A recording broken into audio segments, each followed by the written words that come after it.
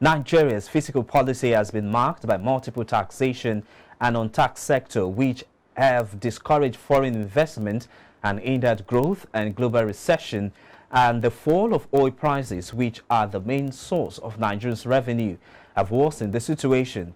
President Tinubu, in his inaugural speech on May the 29th, stated that he wants to base the budget on the country's needs and fund it by raising taxes. However, this may not be the best solution, as many corporations already pay high taxes, and any further increment in tax could deter investments and job creation.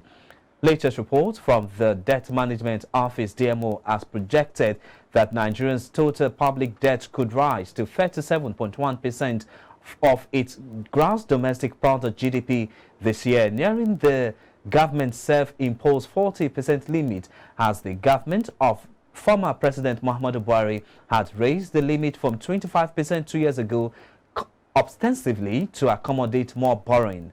Moreover, Nigeria's tax system is complex and full of loopholes, making it hard for the government to collect taxes. To address these issues, Chief Dealer and Head of Capital Market at Interstate Securities Limited joins me live to discuss more on this development. Mr. Vincent Oshoma, good morning and many thanks for being a part of this show. Good morning. It's my pleasure. Thanks for having me. Let's get talking now. I would like to know, Nigeria's debt is skyrocketing amid declining revenue. How would you assess the country debt sustainability in light of debt profile vis-a-vis our current revenue generating capacity? Yeah, it's quite a cause for a serious concern when you look at our debt levels and compared to our debt revenue levels.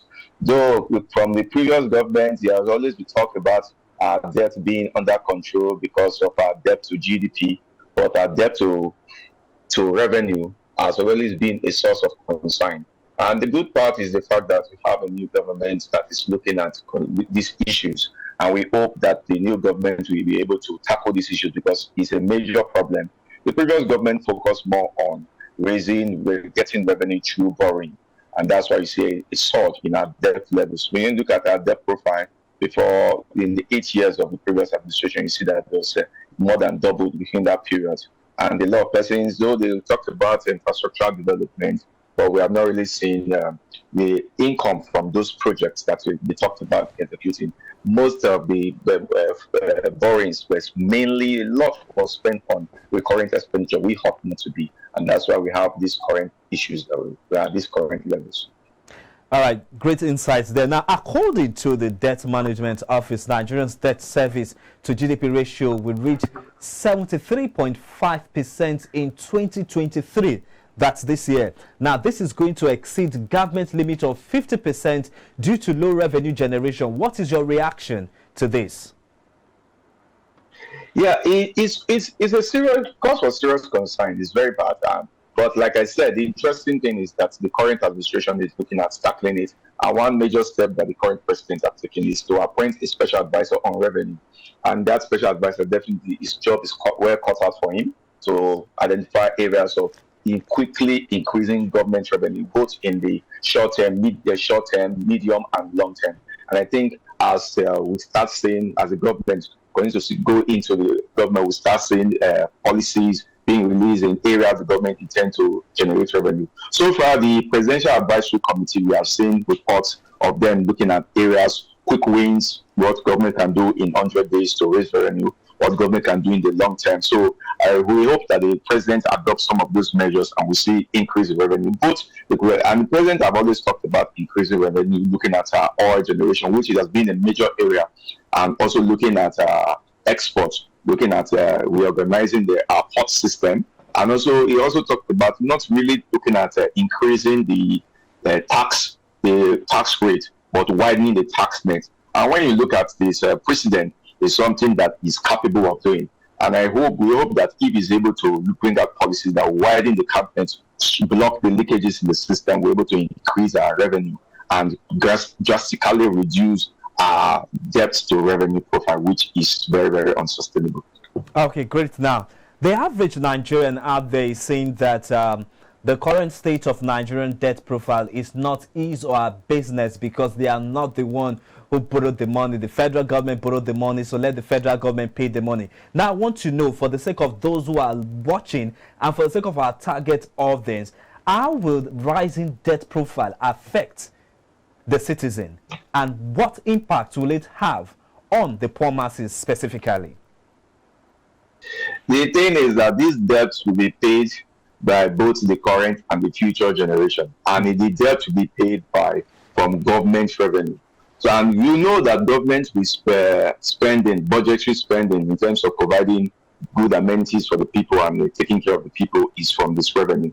So when the government continues to spend a lot of money servicing debt, that means it reduces the what government has to take care of the things, the basic amenities for the people, which the people will look at. So the government will not be able to spend on providing basic amenities when the government have to service a lot of debt. So it concerns the average Nigeria. And also the fact that when you have increase in debt level, it affects the fiscal profile of the government, and they tend to affect the borrowing in the country, the economy, the financial system, and in the long run, it affects the average citizen. Also, it have an impact on inflation. So it may not have a direct impact, but when you look at it in the long run, it has a lot of impact on the common man, and everybody will bear the cost of this increasing debt.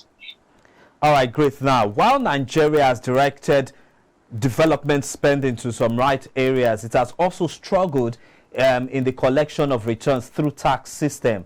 How best can we improve our tax collection to address revenue underperformance and enhance expenditure efficiency?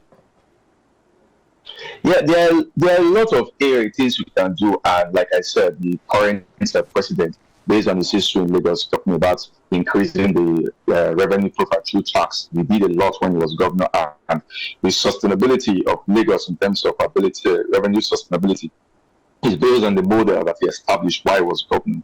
I believe that if we are able to develop such models for this system, trying to block the leakages, look at it comprehensively, look at areas you can use tax rebate, and because one thing is that you can use tax or looking at tax system to increase the revenue, to build this system, to increase production. That can be well, and the more you increase production, the more that you are bringing in more money, like increase export and all those things. So I think it's looking at it comprehensively. There are a lot of areas, especially in the informal sector, we can also bring into the tax net, because you know that Nigerian economy is largely informal, and there are a lot of those in the informal sector that have not been brought in. So you have to look at ways of using technology, ways of using persuasion, and ways of doing encouragement to bring people into the tax net. I think that will be able to increase the revenue in terms of that. Because when you look at Nigerians' tax to GDP, revenue tax to GDP in terms of tax collection, it is one of the lowest within even the African region.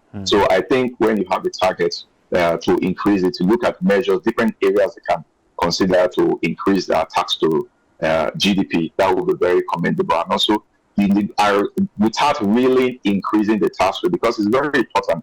Increasing the tax rate, when you look at the current system, the current things that Nigeria is grappling with the removal of subsidy, increase in forex, if you increasing the tax system, we have a lot of impact on the businesses and also on the common man. So that's one area the government have to watch closely, not increasing the tax rate, but as much as possible widening the net to bring in those that have not been contributing to start contributing.